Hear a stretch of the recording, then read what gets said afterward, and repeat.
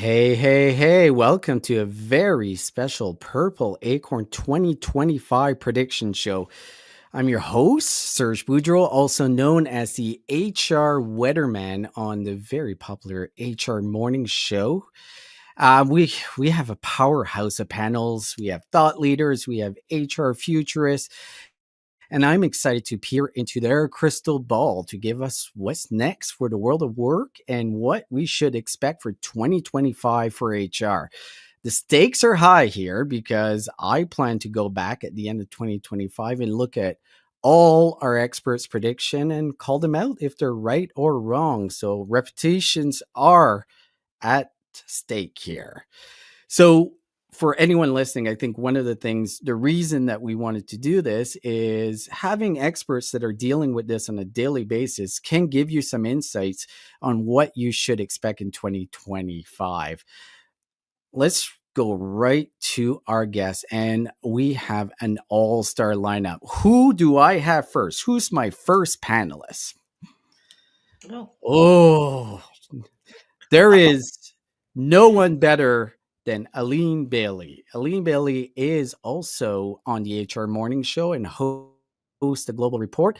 And she does something at Smart Recruiters. I'm not 100% sure, but how about neither you am tell I. us? The job changes all the time. Yeah, no, I do market stuff. I'm out there talking about what we're doing as a company, and I get to have great conversations like this. That's what I do full time. Just chat. Love it. I can't wait to hear your predictions. I did say before the show that I think you're going to have a prediction because we were following Winston and he obviously appeared, but I think there's friends out there in the New Jersey area circling around in drones. It's You might be able to it's tell us something about possible. that. It's possible. I cannot either deny or confirm the existence of Winston's friends. So are you ready? Do you have your predictions ready? I do. I have my predictions ready. You know I Okay. do. I know you do. So, and I know they're going to be great. And when I said HR futurists, that's who you are. So I'm looking forward to your predictions. I'm looking forward to making some. We'll see if they actually are any good. We'll figure that Let's out later. see. Let's Yeah. see. All right, let's jump to who's next. Oh, Rhona Pierce, the co-host on my second favorite Purple Acorn show, The Elder Hour. Rhona, welcome. Thank you. So excited to be here. So, are you nervous about predicting what 2025 is going to bring? I'm very competitive. I love to win. So I'm very nervous about not being right, but I'm hardly ever wrong. So who knows? Rhona, tell us a little bit more. Obviously, you're in the Elder Hour, but what else do you do? So I have a podcast. It's called Throughout the Playbook. It's all about modern ways of recruiting. I always say 1980 is a long time ago, and most of the people talking about how to recruit are talking about how it used to be done. Well, the people on my podcast, we talk about how it's done now and how we think it's going to be done in the future. So there's a lot of predictions going on in my podcast. So 1980 is not that long ago because that's actually the year I was born. So Me let's not too. go So too deep there. Perfect, Rhona. I'm looking forward to your prediction. Who's next on the panel? Oh, Hey, how you doing? the host of the Elder Hour and also Recruiting Future, probably my favorite podcast of all time in this space, Matt Alder. Matt, it's a pleasure to have you on here. It's a pleasure to be here. And I'm sadly can remember 1980 as well. I was very young, obviously, but yeah, it's a pleasure to be here.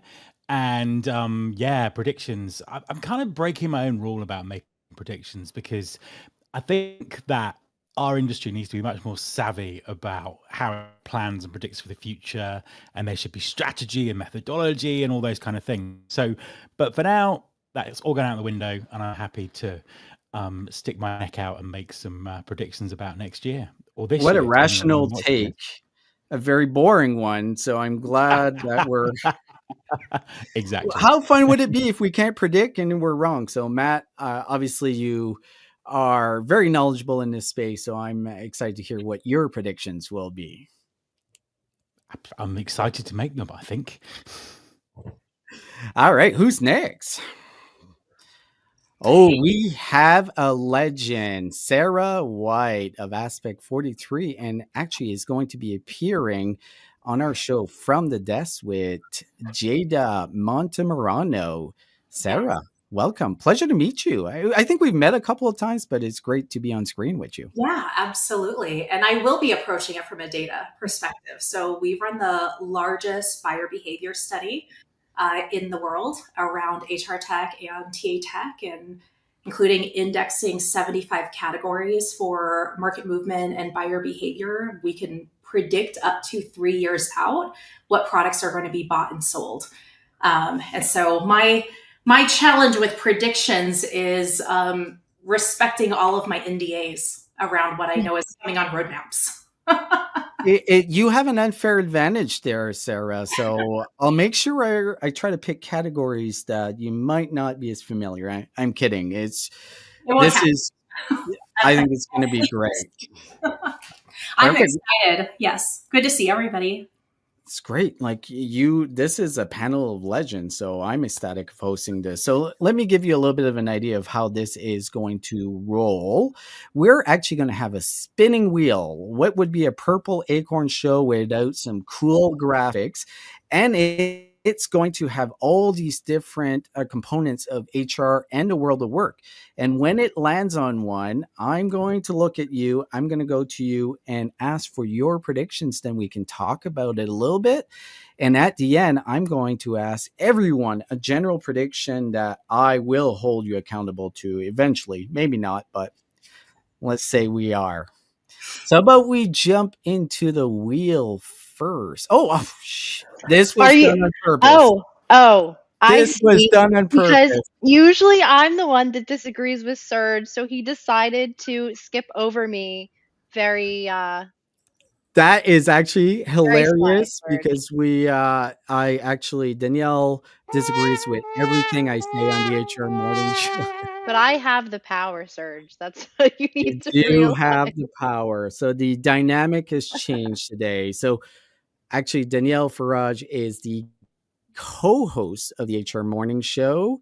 And is something like, what are you, like a Gen Z strategist? Like, what's your title? What do you do, Danielle? Yeah, I'm a public speaker. I talk about Gen Z in the workplace.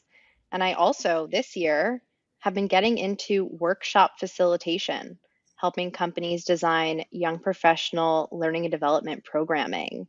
I'm also a B2B marketer in the HR tech industry and a content creator as well. So I do many, many things, Serge, but disagreeing with you is at the top of the list. I know you do many things. I just don't know if you do them right. So I guess we'll figure it out this show. But Oh, that is absolutely hilarious that I forgot you, Danielle. So I guess I'll be picking you first. But thank you for joining us. Actually, it's great to be on this side where I'm holding the power, Danielle. I love it. that's what you think. Danielle, I'm going to have to tell you, so early, first out of college, I actually did Gen Y speaking. My first blog around HR in Love it. 2000 was called Gen Wide because I was the one Gen Y person. And then you know what they did? They removed Gen Y and they started calling it millennials. And then they started changing the ages of us over and over and over. And so now I'm stuck in Zennial land. Oh, Not a Gen same. Xer, way more on a millennial side. Sometimes we're called elder millennials, but so hopefully they don't like rip Gen Z out 4 years into your branding and then just be like, never mind, we're going to call it something That's else. funny. Yeah, no, it's interesting because we're also twinning. We're both Yes, wearing the green Oh, I sweaters. I see. So saw. I feel like I'm looking at myself in a couple of years. It's pretty I was wild. like, maybe I should go change. Yeah, no, this is your future in 20 years. Yeah. Well, I wouldn't mind. You seem really smart and like you have it together. So, sign me up. I would agree with that. Productive in the Fantastic regular role model. So now we have everyone. We haven't forgotten anyone. Producers, we've got everyone nailed down. All right, let's jump into the wheel and let's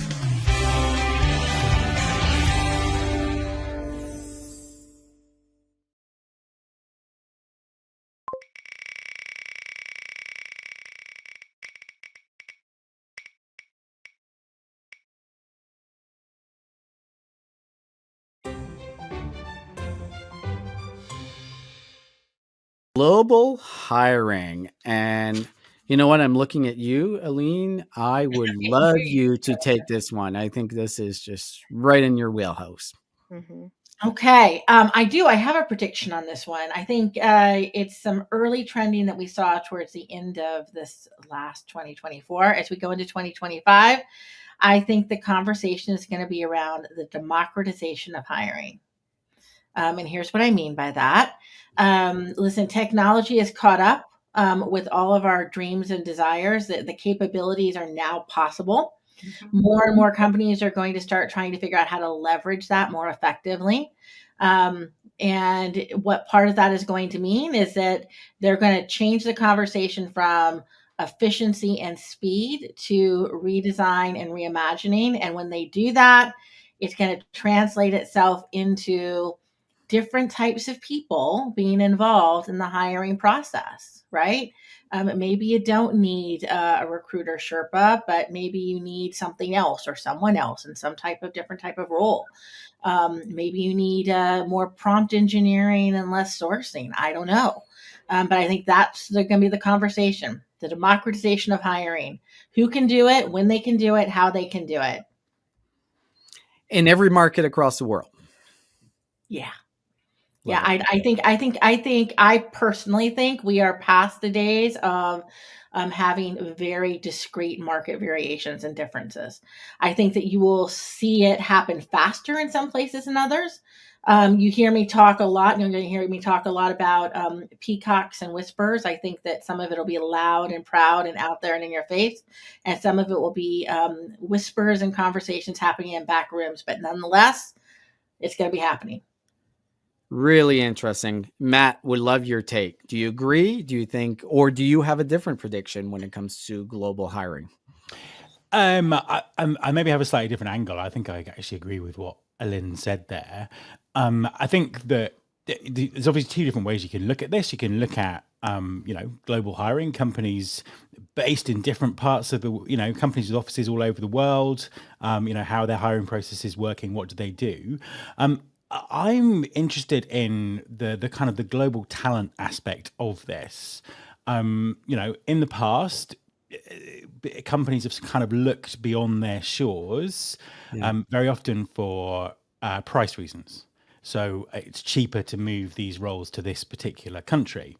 Where I think we're going is skills and talent. So actually, because everything is much more open, because the technology's there, it's like, where in the world can I find these skills? And not necessarily being about just being about cost anymore. So I think maybe a kind of a shifting in philosophy about moving jobs to different parts of the world.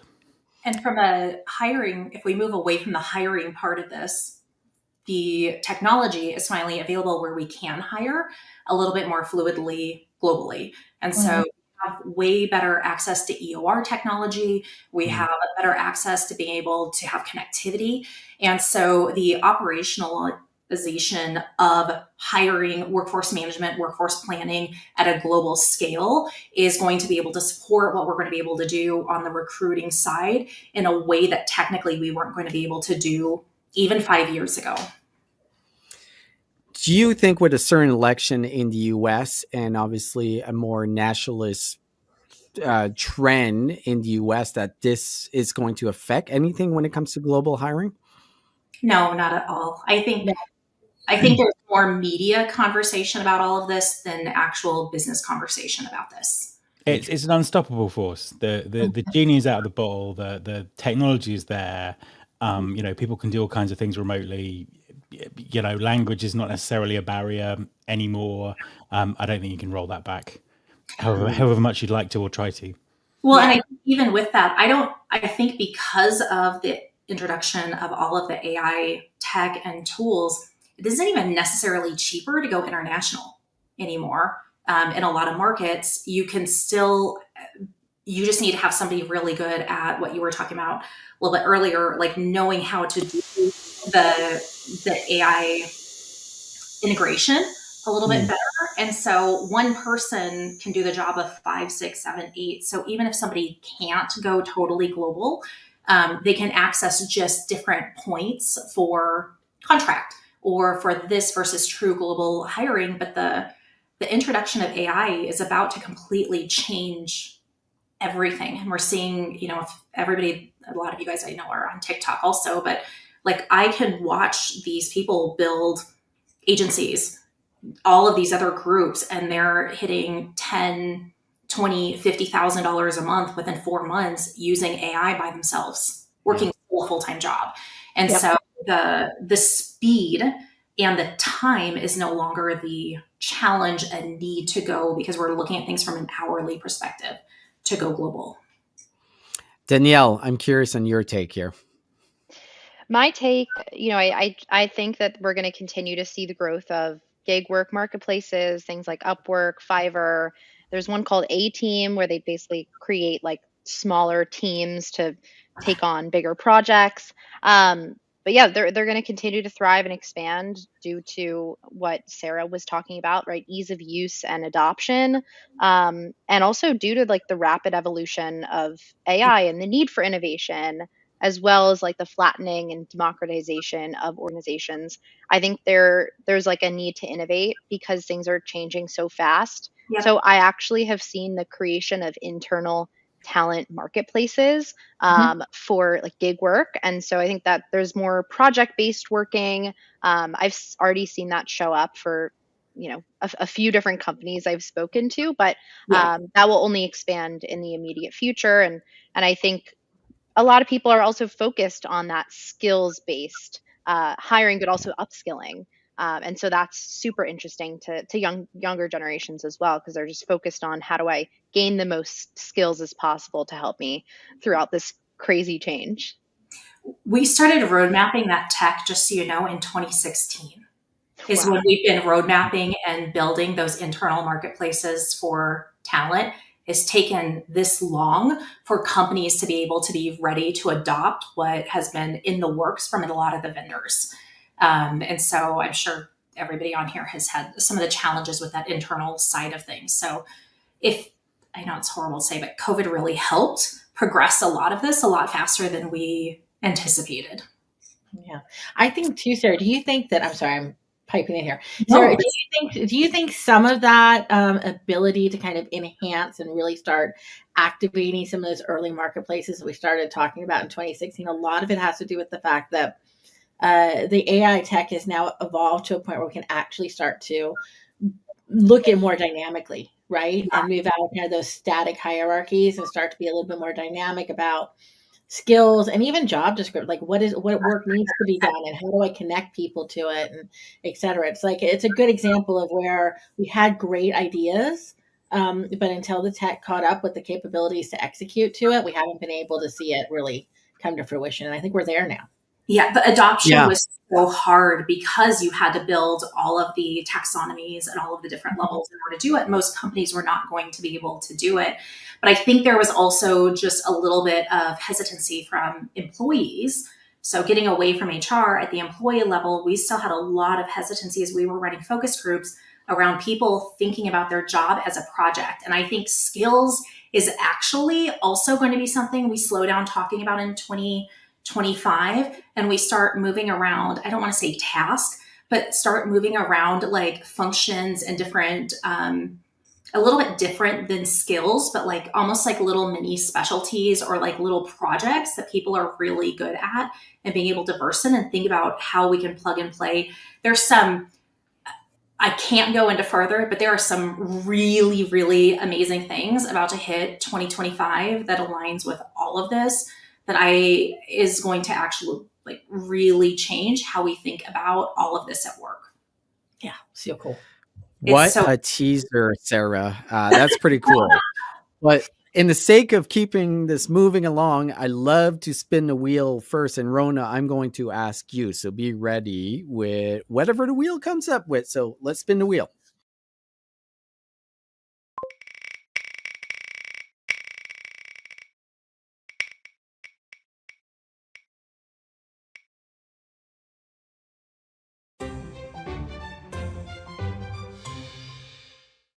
For it. So Rhona, how about you jump in? We have Allyn on record, so let's put you on record here.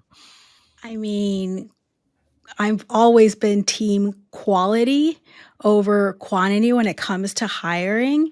And I think that's just how we're moving towards. We've seen how companies have downsized, and how just the market has changed. So definitely, I do see a lot of more focus, and just like everyone was saying with skills and everything, but a lot more focus on having the right amount of people, and then people who know how to use the tools that can help them output the amount of work that's needed.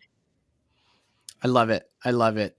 I'm curious, in the world of AI lazy apply bots, AI assisted applies, less recruiters, definitely an employer market. This has been the story in 2024 about just the overabundance of candidates that some companies are getting. I'm curious, I'll jump to you, Danielle. Do you think, what's your thoughts on quality versus quantity hiring in 2025? Well, from the candidate side, I'm going to speak from that perspective. Yeah, please. I think it's never been worse. I think the candidate experience will need to change. I think there's a lack of trust, a loss of trust. And I think that the companies that are able to recognize and recognize the importance of that candidate experience and proactively address it, I'm talking about actually providing value to the people who are applying to jobs, not just getting back to them. That's like the bare minimum, which most of them don't. But providing value and creating community around applying to jobs. Um, I think those are the companies that are going to win out in terms of the talent marketplace. Because if you think about the like any resource that that helped you in a tough time, like there is a specific level of loyalty that you have to those organizations that help you during a tough time.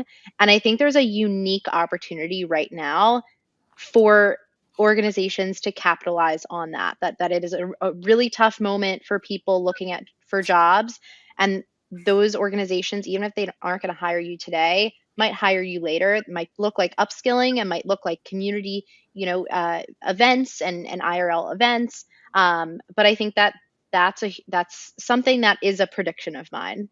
Companies are going to start to talk to their candidates more.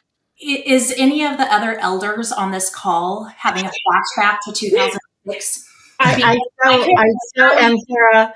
I Yeah. could pull out my decks of what we were presenting at conferences in 2006, 2007, and use them almost word for word with very little modification.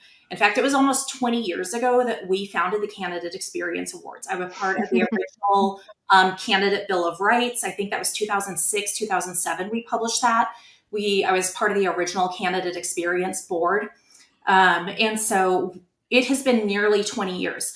This has been an ongoing problem. The challenge isn't that there hasn't been a focus.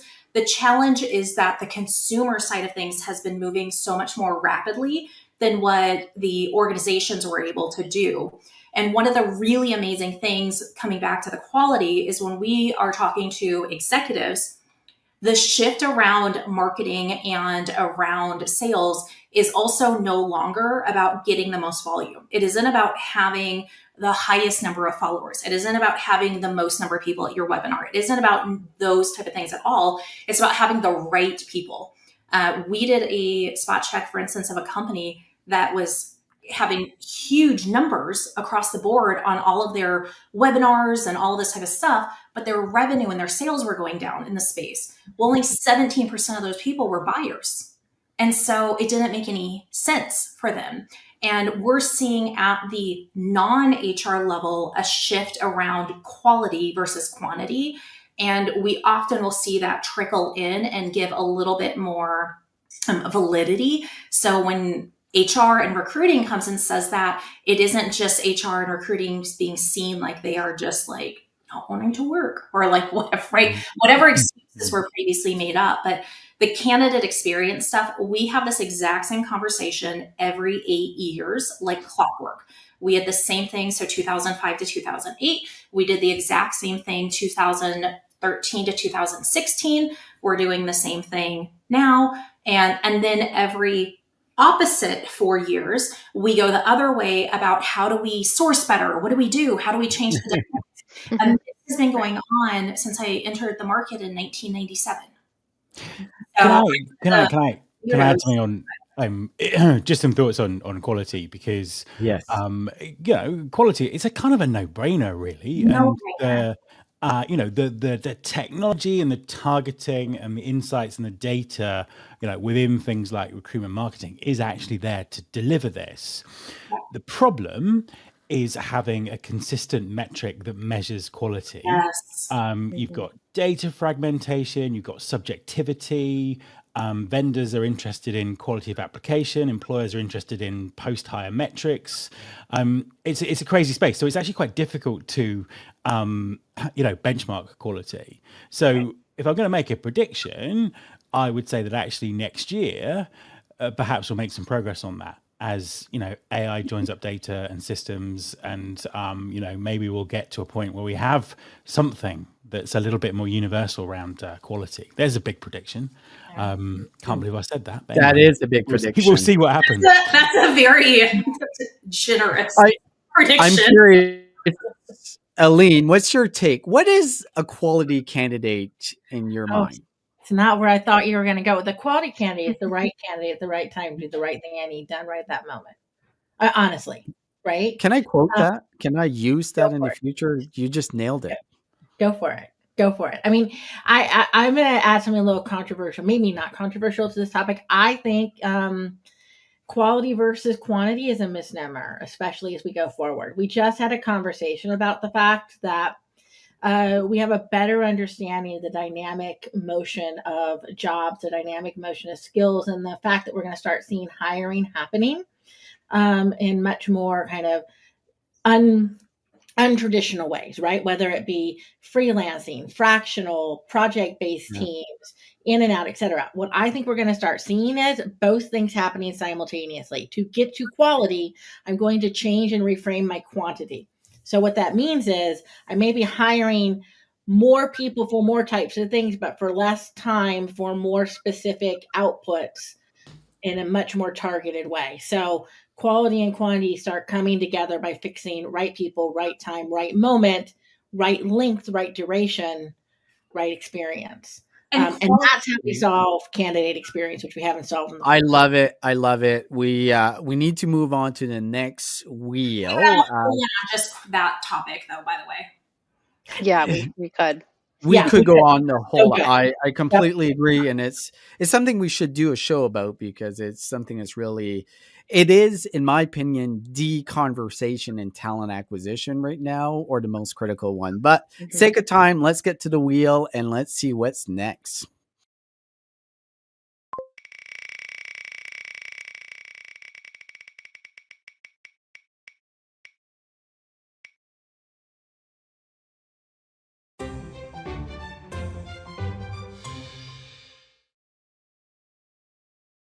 Jumping at this one. I'm actually Sarah, can you take this one? Do you want to jump on this one? This is a passion project for me. I started working on how we can integrate mental health into work just in general.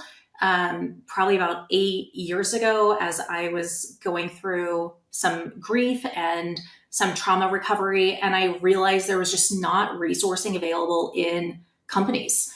And nothing was really available. And the more we researched, the more we started realizing mental health was becoming an issue. And as we were getting ready to publish, COVID hit. And that completely changed and expanded the dynamic around how we researched and talked about mental health at work. It has, since 2021, has been one of the fastest growing areas of technology purchasing in the HR tech space. And one of the biggest initiatives led from the executive team to HR versus HR to the executives. And so we're seeing a very big shift of conversations around mental health at work. And that is only going to continue, but it's going to go beyond kind of the 2016, 2017 conversations of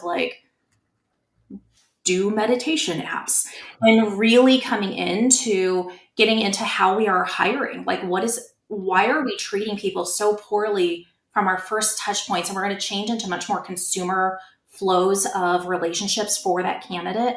and it's going to carry into how we onboard, how we treat them as employees, the level of respect, the options and the opportunities. And this all ties into everything that we have talked about. As an employee, if my mental health is respected and I could bounce between teams, I can flex up and down with my work schedule, the whole concept of full-time, part-time, flex time should disappear. And really, what does this mean, and how in the US especially, this is going to tie back to a lot of the healthcare conversations and how benefits are applied and how we are managing compensation and total comp and benefit packages. And I think this is going to be one of the areas, we're not going to solve it this year, but 2025, mental health at work and the broader scope of all of the technology and kind of just the employee and candidate decisions is going to be one of the biggest shifts that we will actually experience and see as an employee if we are one of the employees lucky enough to keep our jobs. There you go. 2025, huge focus on mental health overall. I'm curious, Rhona, what's your take on this? I think millennials started it, and Gen Z has really normalized the conversation about mental health and how important it is to you. Plus, everything that has happened in the world, it really has opened up everyone's eyes to it. And we're at a point where companies absolutely cannot ignore it. I agree with everything Sarah was saying. Like, we're at a point where maybe we won't solve it next year, but it's definitely a conversation that's needs to happen. It's going to be had. And just thinking back, 2023 was the last time I was recruiting actively, 2022, 2023, and candidates were already asking about how the company went about supporting mental health and stuff like that. Normal conversations during interviews, things that looking back to when I got into the job force 1999, I would never ask that. I was like, no, you don't ask about these things, but now it's normal. Interesting. I'm curious, Danielle, outside of HR, do you think any hiring managers, business leaders even care about any type of mental health initiatives? Oh, yeah. I think there's a huge uptick in interest and awareness around mental health. I think that, like Rona said, Gen Z is normalizing the conversation. And I think that's a really great thing, not just for Gen Z, but for everyone. And that's partially why I do what I do, because a lot of the things that Gen Z advocates for, like mental health, are actually things that everyone needs, right? We all Hmm. need to focus more on ourselves and our mental health, not to say, oh, let's be narcissists, but really like, let's tune into how we're doing.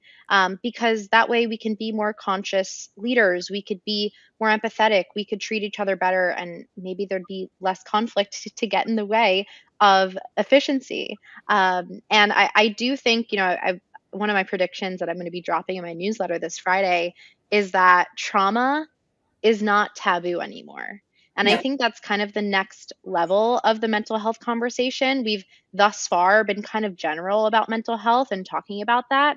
I think that like over the past few years, I've seen, new benefits like, grief support and grief counseling be on the rise. I think we're going to see more of that and more specifically, targeted and personalized mental health interventions, which I'm excited for. And I'll just point out, like, it was last year, HR Tech gave us speaking space to come in and talk about mental health at work, wellness at work, trauma at work, and what this looks like and the shift and the impact it's actually having on companies.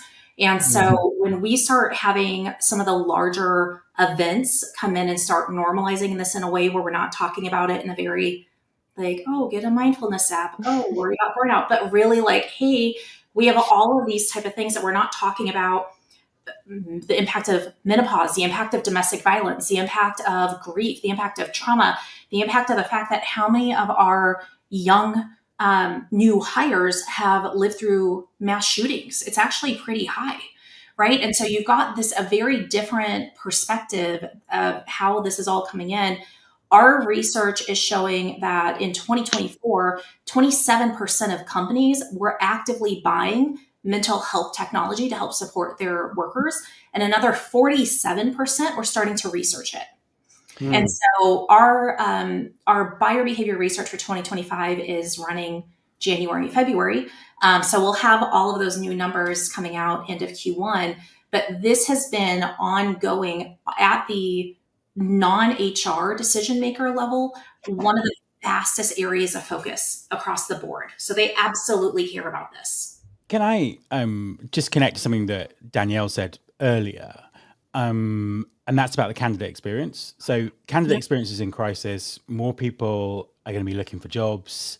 What about the mental health of people looking for jobs? And, my prediction would be that next year, does that start to get pinned on companies? It's kind of like, are companies going to be put under pressure to communicate better, to do recruiting better because of the mental health cost of job seekers? Will that start to be tied back to who is responsible for that? And I kind of predict there might be a debate about that. It already is on TikTok. I mean, quite honestly, I think we need to figure out a better way to hold accountable all of these resume writers and career coaches that have absolutely no business doing what they're doing and are just flat out lying and creating so much mental trauma around job seekers and taking full advantage of these people. But it's already exactly what you're saying. We are watching a swell of this already happening on TikTok. But there are more placement programs, which, you pay when you land a job, which I like. I'm a fan of that, but the model of give me $20,000 and then I'm gonna help you find a job indefinitely, that I don't Well, I think there's also the trend in HR coach and HR hiring influencers that have no understanding of HR talent acquisition, the process, and they're giving faulty information that are leading candidates astray. But so what I'm hearing, 2025, a big year for mental health in the workplace, but also with tech, mental health initiatives in the tech space to help out these companies. Very interesting stuff. I think we have to jump into the next spin of the wheel because I'm curious what's next.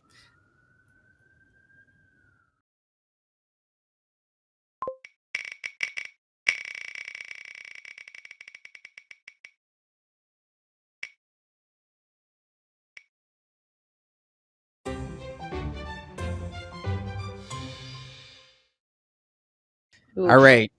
I have a lot to say on this one, so I'm really curious what the opinion of the group and what the prediction is going to be. But Danielle, what's your prediction? How big is pay transparency in 2025? Do we see a rollback or it's road ahead? Well, I will say it's a spicy topic. Obviously, we saw the pay transparency law passed last year. I don't know on the law side. I don't know, so I'm going to have to refer to another of the panelists for that part. But I will say pay transparency is very much something that Gen Z supports, especially because many Gen Zers cannot afford to live on their current salary. Many Gen Zers have to either have a side hustle to support their income or live at home. Honestly, the number is, it just ranges so much, but it could be anywhere between 30 to 75% of Gen Z still lives at home. It's a crazy number. Obviously, a lot of those people are, still in college, but a good number of them, are approaching 30. So that's a huge part of it. And I think that pay transparency, I just posted a video on TikTok asking my fellow Gen Zers, what do you want from your employers in 2025? Every single comment was about more money, being able to live on my wage. That's going to be a huge one. Danielle, one of the things that kind of goes with that is also a recent survey that said that to be financially successful as a Gen Z, it was over 500,000 that you have to make a year. And interesting, I was just following someone at the YMCA, young guy coming out. He's like, oh, I think I'm going to get this new job. And his friend said, how much? He's like, well, it's got to pay at least $150K to start. And this was basically working as a laborer. So do you think there's something there as far as the expectations of Gen Z and what the salary requirements are going, or salary expectations coming out of college? 100%. I mean, not only is cost of living higher, but you also have social media, which standardizes a lot of norms, and that many, and I heard Scott Galloway talk about this literally yesterday. In a clip of his, he was like, it used to be that people used to strive for the 10%, right? 10% of people used to strive to be 10% or 1%.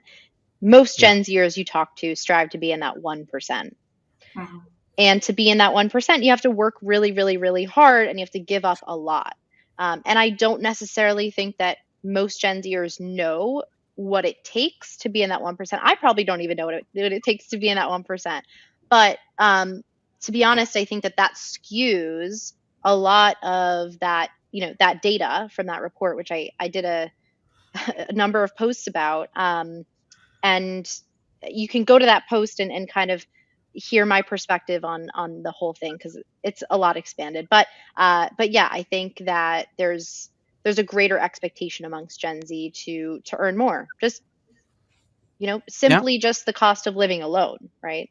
So your From prediction is definitely we're going to see an increase in the expectations of pay transparency. Obviously, there's laws in different states, and you see it expanding Yeah. potentially. And at the same time, employers are trying to, cut back their starting salaries for young professionals, and the two could not be more far apart right now. So, Aline, what's your thoughts here? Because obviously, there's a difference in the employer and employee market. We're definitely in an employer market, so we're going to see Mhm. downward pressure on salaries, starting wages, internships. What's your take here? Hmm. Well, I mean, I think we are at this very interesting point in time where there is a rising expectation that I'm going to have transparency and clarity, and I'm not going to invest in you unless you show me what you want to invest in me. Going side by side with a really tough job market, you have people who are not used to having to look this hard and this long for a job, Right. and that really puts them in a position to maybe be willing to bend in places they would not have bent before. So I think here's what I think this ends up parlaying itself into.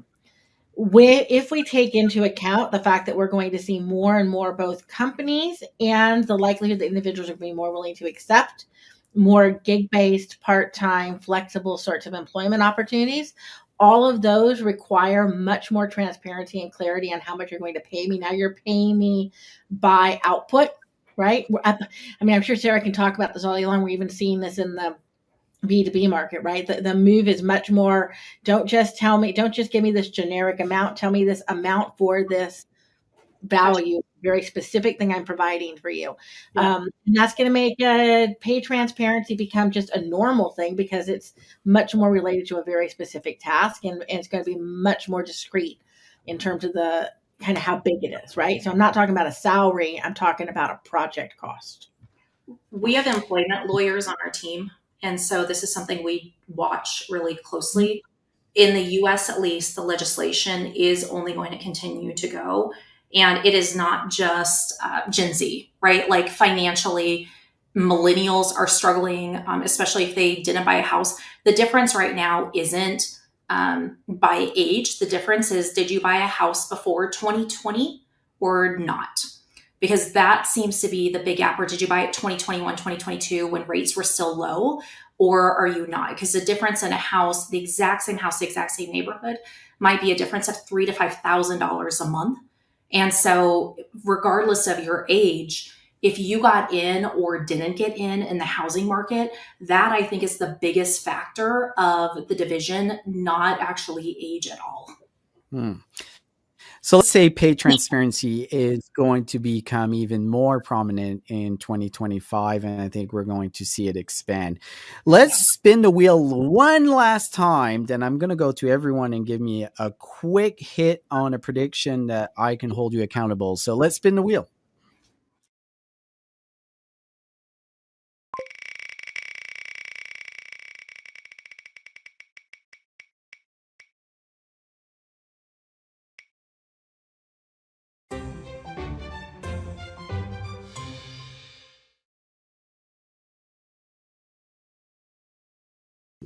Veto. Well, Yeah, nobody's Veto. feeling excited veto. about All right, that. let's.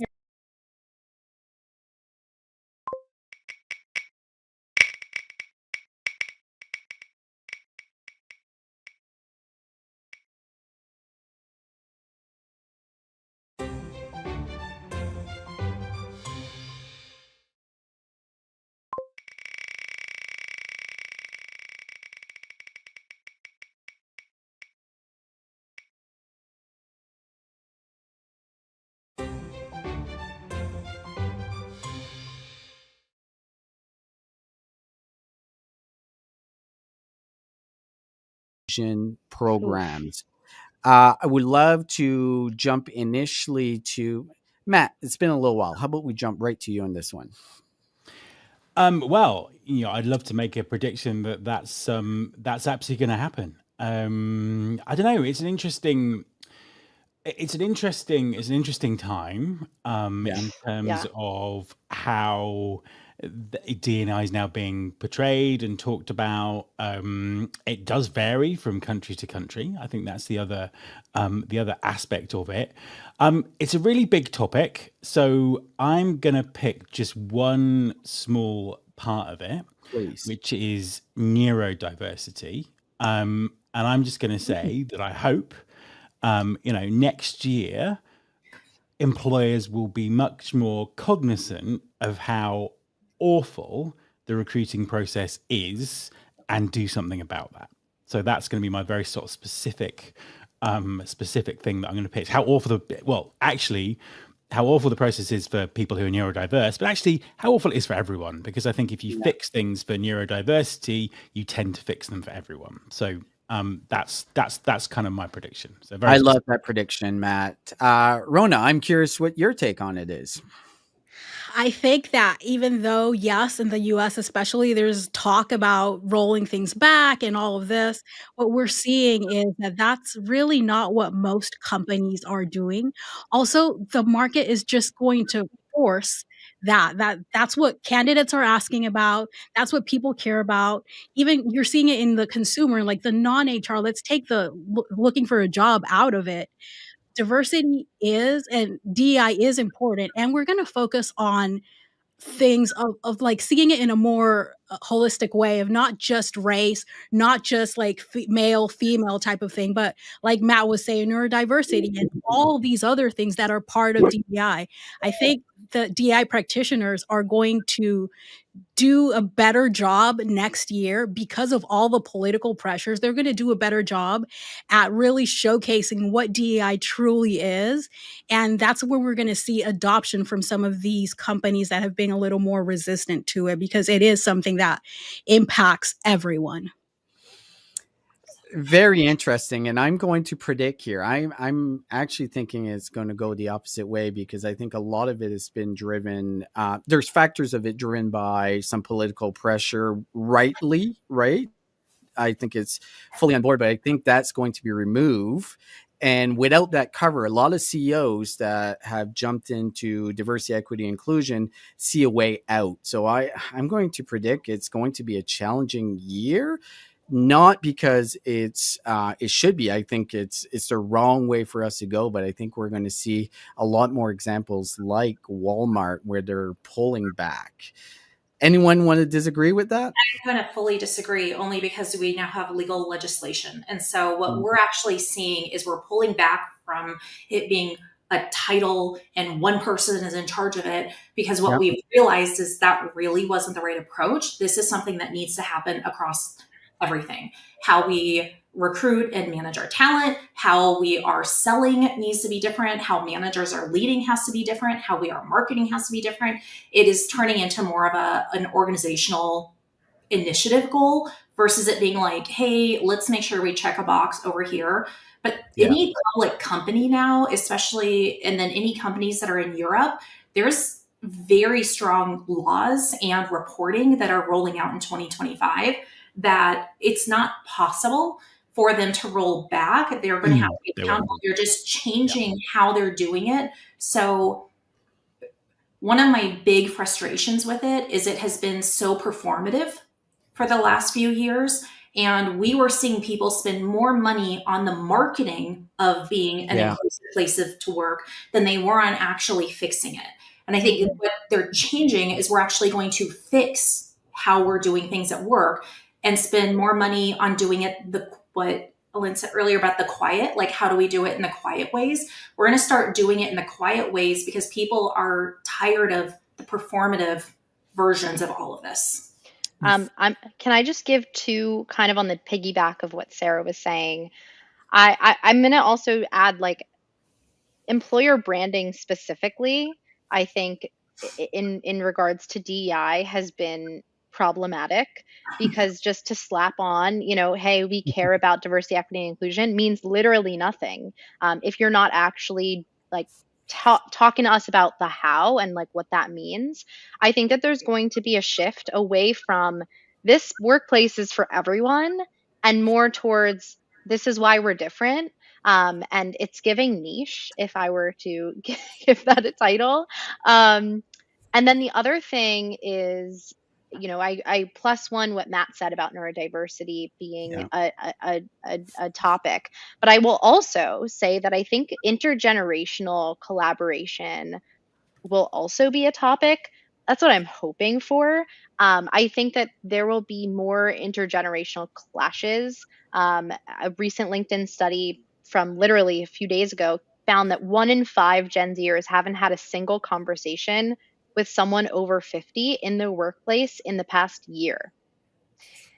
So if you think, and we're also so, polarized in terms of the types of people we're talking to in our personal lives, I think that there's going to be more of an emphasis on whether it be specifically intergenerational collaboration and fostering that, togetherness, or it be more community centric, finding ways to build internal community. I think, we'll see. But I do think that will be part of, what we'll start to see shift in 2025 and into 2026. Some really good points, Danielle and Sarah. Really good perspective, especially on the legal side. I think that is going to have an impact, and it's going to remove the performative that we've seen. If you think about just HR tech 2 years ago, everyone had a DE&I sticker, and that was replaced by AI in their boot.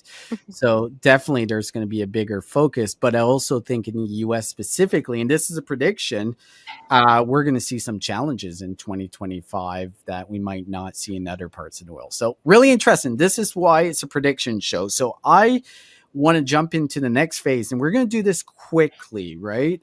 So I'm going to go to each of you. I want one prediction that is binary that I can come back and say, Danielle, Rhona, you were wrong on this one. So how about I start with Rhona? What's your prediction for 2025 that we can look back on? We've kind of touched on it. I think that candidates are going to give us a run for our money. They're going to be using AI way more for finding a job, for being at work. And we're going to have to really put our money where our mouth has been as far as DEI. And what does that mean? We're not just going to be able to exclude people because they used or AI or things like that. We're really going to have policies and everything in place. But the main thing, and what I'm excited about, is we're going to have to go back to relationship building and community and really getting to know candidates and employees, because that's the only way that we're really going to know who is a real candidate versus who isn't or who's using AI. So what can I hold you accountable there? What's the biggest thing and be like?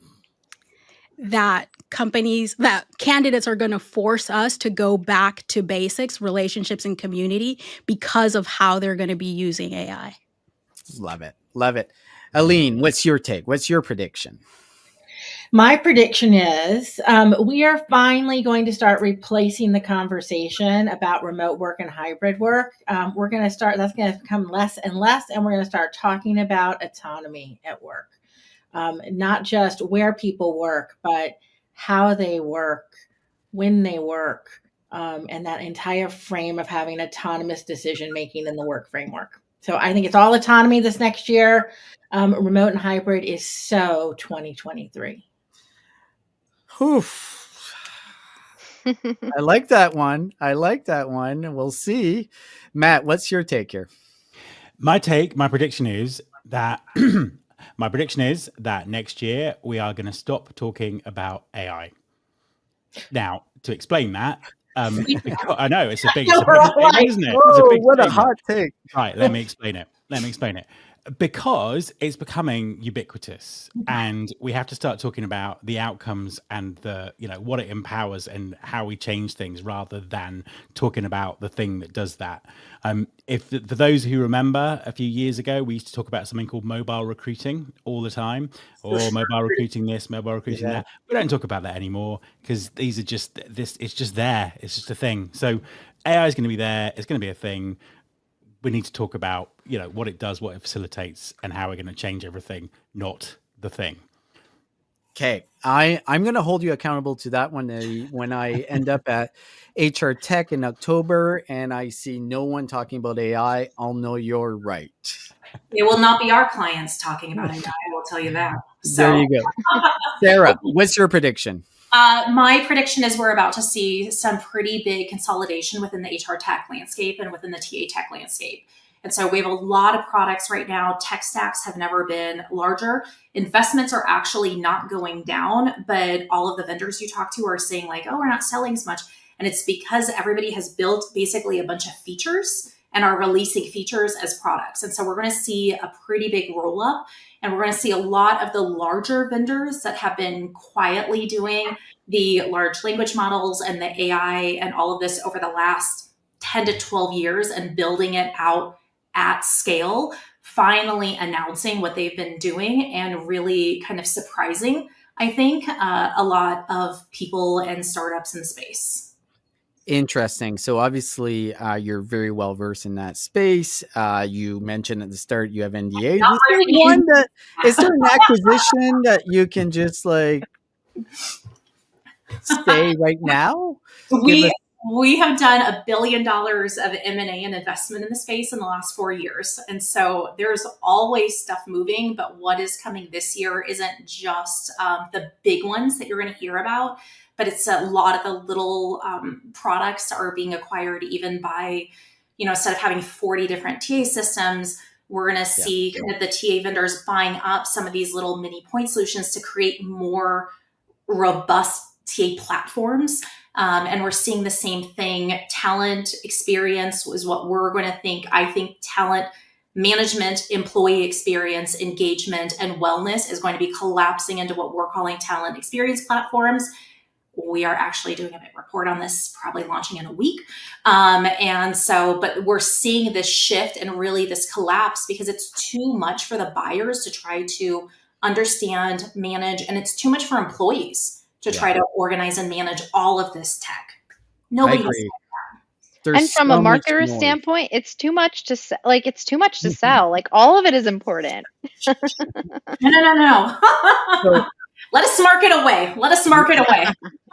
We have a lot of predictions. So let's just end the show. Oh, sorry. We have Danielle. We can't forget about Danielle again. That was intentional, Serge. That one hurt. Danielle, did it hurt? What's your take? What's your prediction? No, not at all, actually. Well, it's a little bit similar on the AI train, but I believe that AI up until this point has just basically sped up what we already could do. I think that in 2025, it will completely transform the way that we do things, and that it will enable us to do more with less, but also new things like being proactive in predicting turnover and churn and helping companies stay ahead of the curve and be more proactive in the employee engagement and talent experience, to use Sarah's words, and which until now has often been overlooked because HR is they just don't have the time to be proactive. They're constantly having to be reactive. And so I think that there's going to be an easier, and hopefully with the consolidation of HR tools, an easier way to prove the value of HR within the organization and impact on the bottom line. Danielle, brilliant as always. And I'm going to go a little bit deeper on that prediction. I think actually AI hype is going to quiet down in 2025, similar to the internet in the early 2000s, where Online recruiting. there's online recruiting. There was such a buzz about the internet, rightfully so. We built a ton of infrastructure, and a lot of companies that build that infrastructure, all the piping and everything, like all the coax, went bankrupt. But thank God they built that infrastructure, because a couple of years after, really, it blew up and it became the world that we have now. But I'm going to give you one prediction that I can be held accountable, and there's going to be no doubt. And this one's a little boring maybe for some of us. But in 2025, we are going to see the biggest job board in the space. So Recruit Holdings, who owns right now Glassdoor and Indeed, is going to acquire Zip Recruiter in 2025. I've been predicting this for 3 years, so I'm just hedging my bet, and it's going to happen this year. So Sarah, if you have any inside information, please share it. But that's my prediction. And the other prediction I'm going to have is hybrid work. I'm not going to go as deep as Allyn. It's dying. We are not going to talk about hybrid. It's not going to go as deep as you say, Allyn. It's going to be you're in the office or you work remotely. Oh, we'll Those are see. the options. We'll see. That's what's going to happen. No, it's not. It will. People will not live with it.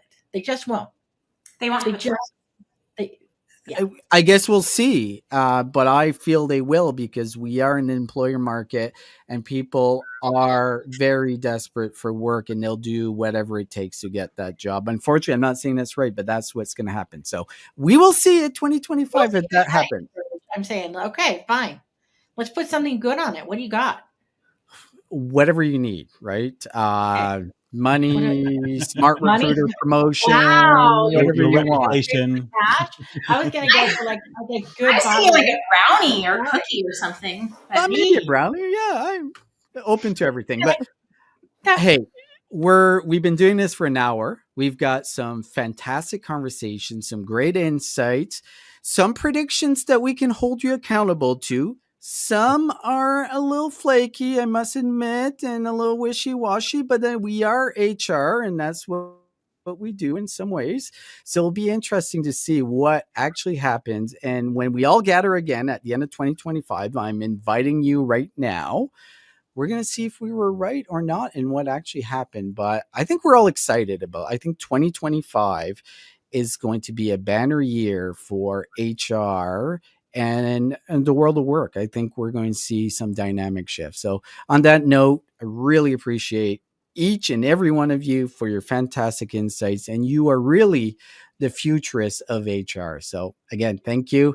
And for everyone watching, please remember these predictions. And if you see them in public or an event, HR Tech, RecFest, whatever the case, try to hold them accountable. On that note, that's our show. That's our 2025 prediction show on the Purple Acorn Network.